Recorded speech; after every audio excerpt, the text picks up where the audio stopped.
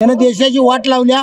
हा मोदी तर देशात नको आहे, भारतात फक्त काँग्रेस आलं पाहिजे। जसं हे भाजप शासन आलंय तसं शेतकऱ्याला पूर्णपणे योजना बंद झाली सगळ्या जवळजवळ। अवकाळी नाही, दुष्काळी नाही, कुठला विमा नाही। शासन फक्त दिशाभूल करते। काँग्रेसने 75 वर्ष राज्य केलं, जीएसटी नव्हती। जीएसटी मुळे देशाचा विकास व्हायला लागलाय। नाही विकास नाही, भकास झाला, देश विक्रीला गेला। आणि हे भाजप सरकार जे आहे हे फक्त भांडवलदाराचं आहे, शेतकऱ्याला तर धुळीला मिळेल। विशाल पाटील ज्या घराण्याचं, वसंतदादा घराण्याचं जिल्ह्यातल्या प्रत्येक घरोघरी संबंध आहे, अजूनपर्यंत त्यांचे ते ओळख आहे। तसं चंद्रहार पाटलाची कुठल्याही गावात, कुठल्याही तालुक्यात, कुठल्या ठराविक ठिकाणी त्याची ओळख असेल। शिवसेनेचा पक्षाचा उमेदवार म्हणून फक्त शिवसेनेवाली देतील, परंतु याचा परिणाम शिवसेनेला भोगावा लागला। वदनी कवल घेता नाम घ्या, रोजच्या भोजनात हवंच हवं गोकुळ दही। नाम घेता गोकुळ दुधा इतकंच दर्जेदार गोकुळ दही। अन्न हे पूर्ण ब्रह्म। दर्शक नमस्कार, केके न्यूज मध्ये आपल्या सगळ्यांचं मनापासून स्वागत आहे। तासगावला जात असताना हे एक मध्ये गाव लागते बोरगाव, आणि या गावामध्ये आता या मंदिराच्या समोर ही जवळपास भरपूर लोक इथं बसलेली मला दिसलेत। केके न्यूज चॅनलच्या माध्यमातून सुरू असलेला आपला कार्यक्रम आखाडा लोकसभेचा कौल जनतेचा, आणि या माध्यमातून आपण लोकांच्या पर्यंत जातोय आणि काय त्यांची मतं आहेत सांगली लोकसभा मतदारसंघाबद्दल आणि निवडून कुठला उमेदवार द्यायचा या संदर्भात आपण चर्चा करणार आहे। उमेदवार महाविकास आघाडीचा असावा की महायुतीचा असावा या संदर्भात आपण मतं जाणून घेणार आहे। नमस्कार। एकंदरीत बघायला गेले तर लोकसभेचं आता वारं सुरू झाले, काय या निवडणुकीमध्ये कुठला उमेदवार पाहिजे काय वाटते? सगळेच उमेदवार असल्याला पाहिजेच आहेत। हो, काय सांगा? काँग्रेस यायला पाहिजे। हा, काँग्रेसमध्ये उमेदवार कोण पाहिजे? उमेदवार म्हणलं तर चंद्रहार पाटील। चंद्रहार पाटील आहे। बरं, शिवसेनेकडून त्यांना दिले तिकीट आणि तिकडे विशाल पाटील आहे, चंद्रहार पाटील पाहिजे। हो, काय सांगाल? मला यात भारतात फक्त काँग्रेस आलं पाहिजे। भारत जलाव पार्टी भाजप जनता पक्ष नाही पाहिजे। का बरं नको? देशाची वाट लावली, भारत विकलाय किती हे जनतेला माहित नाही अजून। किती मोदी कोणकोणची होती नाही, त्यांचा काळा पैसा बाहेर देशात आणणार होती, ते आणतो म्हणले, त्यांनी जी वचनं दिली त्यांनी काही पूर्तता केली नाही ना। नाहीतर गावोगावी काचच रस्ता झाला असतं, काचच रस्ता झाला असतं, गरीबाला सुद्धा भरपूर पैसे मिळाले असते, तेवढा पैसा बाहेर देशात आहे। प्रत्येक माणसाच्या नावावर 16 लाख रुपये येणार होते, हे कुठल्या खड्ड्यात गाठलं? ह्यानं वचन दिलं होतं की नाही ह्या मोदीनं की काश्मीरची 370 धारा तोडतो, गंगा साफ करतो, सर्वांना समान नागरी कायदा करतो, आर्मीचं 1 रँक 1 पेन्शन करतो आणि राम मंदिर बनवतो। ह्यातलं यानं कुठलंही एकही काम केलं नाही। राम मंदिर झालं की त्या जागेवर झालं नाही।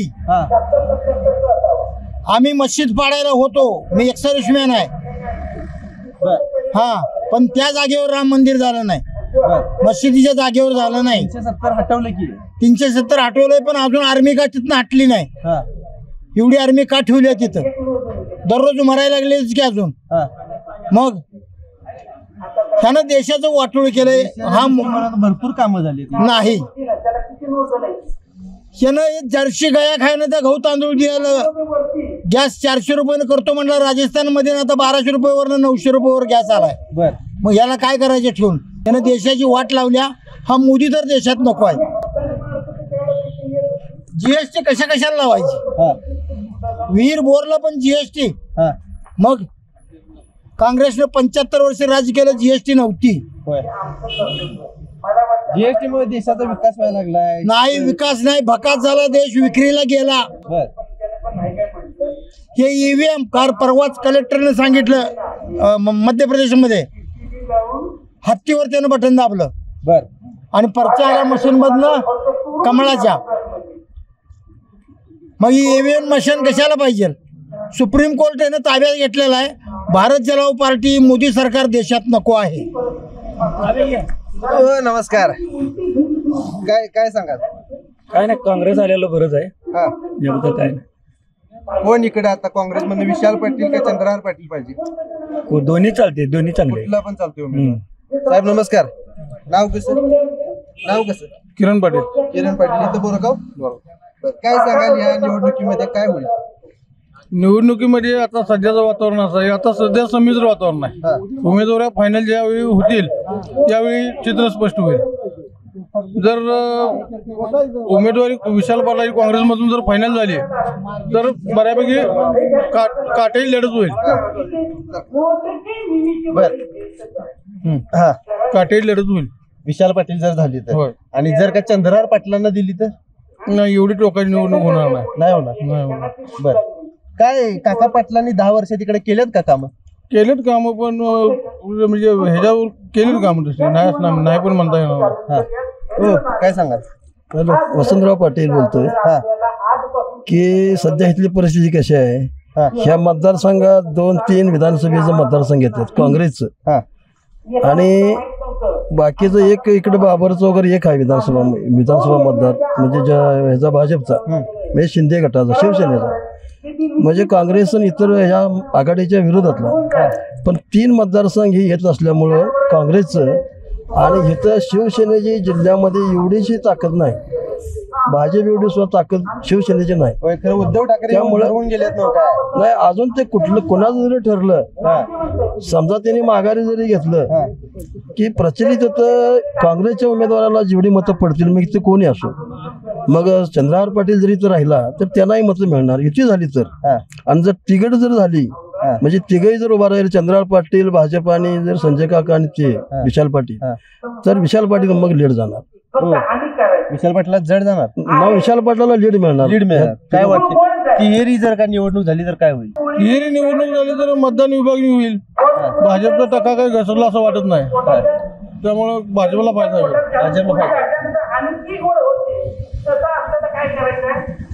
साहेब नमस्कार. नाव कसं? विजय भास्कर पाटील, बोरगाव. बरं. निवडणूक लागली या 10 वर्ष भाजपाकडे आता सत्ता आहे. काय भूमिका आहे ह्या निवडणुकीकडे बघताना, काय वाटतंय? भाजपनं शहरांना जास्त विकास केलेला नाही. बर. झालं तर आता PM किसान योजना म्हणजे 3 महिन्याला 2000 रुपये देत, वार्षिक 6000 रुपये देते. आता मी एक शेतकरी आहे, पर वर्ष म्हणजे सदन शेतकरीच आहे मी. वर्षाला कमीत कमी 2-3 लाखाची मी खतं घेतोय रसायन. बर. 3 लाखाचं जर GST प्रमाण जर धरलं तर जवळजवळ 50,000 रुपये माझं जाते GST पोटी.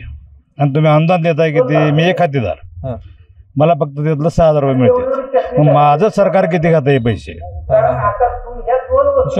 हिशोब जर काढला तर माझं सरकारला जवळजवळ 17 ते 18 म्हणजे 27 ते 18,000 रुपये जाते. बरोबर. मग त्या पैसे सरकार आम्हाला काय देते? कुठला अवकाळी नाही, विमा नाही, बाकीच्या भानगडी नाहीत. म्हणजे जसं हे भाजप शासन आलंय तसं शेतकऱ्याला पूर्णपणे योजना बंद झाली सगळ्या जवळजवळ. अवकाळी नाही, दुष्काळी नाही, कुठला विमा नाही. फक्त करायचं म्हणून फॉर्म भरा, विमा घ्या, हे करा, ते करा, पैसे घ्या, मिळतोय. अजून आमच्यात आलेला नाही आम्हाला विमा. इतर जिल्ह्यात विदर्भात इकडे तिकडे आला, तर इथं आमच्यात 1 रुपयाची काय एक नये पैसे सुद्धा आलेले नाहीत, आणि कुठेही यादी सुद्धा गोष्टी झालेली नाही. काय सांगाल? शासन फक्त दिशाभूल करते. 1 रुपयाचा विमा घेतय, पण तो त्याचा विमा परत कुठल्याही शेतकऱ्याला मिळाला दाखवून द्या. या सांगली जिल्ह्यातल्या कुठल्या शेतकऱ्याला 1 रुपयाचा विमा भरून घेतला पण दिलाय का? कुणालाही मिळालेला नाही. आणि हे भाजप सरकार जे आहे हे फक्त भांडवलदाराचं आहे, शेतकऱ्याला तर धुळीला मिळेल. साधी एक गोष्ट, सोयाबीन विक्री केली 30 रुपये किलोने घेतलं जाते, आणि तेच तेल 150 ते 250 रुपयाने किलो घ्यावं लागतं. आणि काँग्रेसच्या कारकिर्दीत ते 30 रुपयाला सोयाबीन होतं, त्यावेळेला 60 ते 70 रुपयाला सोयाबीन किलो आपले हे तेल मिळत होतं किलो. हा फरक तुझा भाव. शासन पिळवणूक शेतकरी एक गोष्ट मोफत देते, ही धान्याची 3 गोष्टी, पण त्याच्या पाठीमागं एक गॅस उदाहरण दिलं की 4 गावातल्या 4 लोकांना गॅस मोफत दिला काय, आणि त्याचं लगेच त्यांनी त्याचं 1000 रुपये त्याचं गॅसचं हे केलं.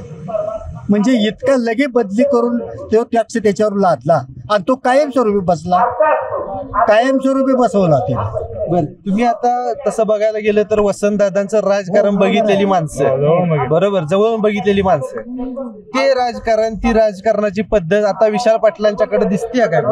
आहे बघा वारसा आहे त्याच्याकडं मला काय सांगायचं आहे, स्वातंत्र्य काळापासूनचा हा काँग्रेसचा बालेकिल्ला आहे. अगदी बरोबर. आणि हा बालेकिल्ला असल्यामुळं काहीतरी या मध्यंतर काळात या इतर कुरघोडीमुळं हा बालेकिल्ल्याच्या ठिकाणी भाजपने हे झालं, एंट्री केली. तर त्या भाजपला सुद्धा आता या वेळेत ते जड झालं. हो, या टर्मला काय होईल म्हणतात? हॅट्रिक होईल म्हणतात. हॅट्रिक होणार हो ना, नाही होणार. होणार काय उमेदवारी आता विशाल पाटलांच्या अजून निश्चित विना झाले, चंद्रहार पाटलांना द्यायला बर्डन टाकायला. जरा ऐकून घ्या, विशाल पाटील ज्या घराण्याचं, वसंतदादा घराण्याचं जिल्ह्यातल्या प्रत्येक घरोघरी संबंध आहे, अजूनपर्यंत त्यांचे ते ओळख आहे. तसं चंद्रहार पाटलाची कुठल्याही गावात, कुठल्याही तालुक्यात, कुठल्या ठराविक ठिकाणी त्याची ओळख असेल. शिवसेनेचा पक्षाचा उमेदवार म्हणून फक्त शिवसेनेवाली देतील, परंतु याचा परिणाम शिवसेनेला भोगावा लागला. जिल्ह्यात काँग्रेस आहे का जिवंत अजून? तसं आहे जिवंत. 3 विधानसभा मतदारसंघ आहेत, 2-3 विधानसभा मतदारसंघ काँग्रेसच आहेत जिल्ह्यात. आणि जर यांची युती झाली तर राष्ट्रवादीचाही पाठिंबा आहे जिल्ह्यात. राष्ट्रवादी पाठिंबा काय मागे सरणार नाही. जर एकदा ठरलं त्यांची युती किंवा नाही जरी ठरलं, राष्ट्रवादीला काँग्रेसशिवाय पर्यायच नाही. ही निश्चित आहे की असं होणार आहे. पाण्याचं शेतकऱ्यांना इकडे प्रॉब्लेम काय आहे काय? मागच्या पंचवर्षामध्ये पाण्याची सोय झालेली आहे. आर पाटला म्हणजे गृहमंत्री असताना त्यावेळेस पाण्याची सोय झालेली आहे. ह्या म्हणजे नवीन खासदाराचं किंवा आमदाराचं काय त्यात योगदान नाही, काही योग्यता नाही. शेवट ह्या पाटबंधाऱ्याचे अध्यक्ष असताना सुद्धा त्यांनी कुठलीही आमच्या तळ्यात पाणी टाका म्हटलं तर त्यांनी टाकलं. हे भाजपचे काका असताना त्या पाटबंधाऱ्याचे अध्यक्ष होते, त्यांनी आमच्या ह्याच्यात टाकलं नाही पाणी. तलावात पाणी टाक म्हणजे आघाडी सरकार असताना किती गावात लोकसंख्या किती? गावची लोकसंख्या 4,500 आहे. 4,500 मतदान 3 मागल्या पंचवर्ष योजनेत 2800 मतदान होतं. आता ह्यावेळी 3000 निश्चित झाले. तरी गावात काँग्रेस किती टक्के आणि भाजप किती टक्के? 50-50 होत आहे. तर मी आता सांगली जिल्ह्यातील कवठेमहांकाळ तालुक्यातील बोरगाव या गावामध्ये बसलेलो आहे. माझ्या पलीकडे मंदिर आहे. या मंदिरामध्ये तुकाराम बीज त्याचं पारायण सुद्धा सुरू आहे. इथं या चौकामध्ये बसलेली ही नागरिक आणि या नागरिकांच्याकडून जाणून घेतलेली आपण यांची मतं. खरं बघायला गेलं तर आखाडा लोकसभेचा कौल जनतेचा काय आहे आणि या जनतेचा नेमका कौल काय आहे बोरगावच्या, ते आपण या व्हिडिओच्या माध्यमातून पाहिलं. KK न्यूज चॅनलच्या माध्यमातून आपण विविध गावांच्या मध्ये जातोय, लोकांना भेटतोय आणि त्यांची मतं काय आहे ती जाणून घेऊन आहेत त्या पद्धतीने आपल्यापर्यंत पोहोचवायचा एक प्रामाणिक प्रयत्न करतोय. तर KK न्यूज चॅनलला जर का अजूनही आपण सबस्क्राईब केलं नसेल तर सबस्क्राईब करा. तुर्तास तरी या व्हिडिओसह मी इथं थांबतो. KK न्यूज चॅनलसाठी कॅमेरामन वैभव पाटील सह मी अभिजित. धन्यवाद. अशाच नवनवीन अपडेट पाहण्यासाठी आमच्या KK न्यूज चॅनेलला सबस्क्राईब करा.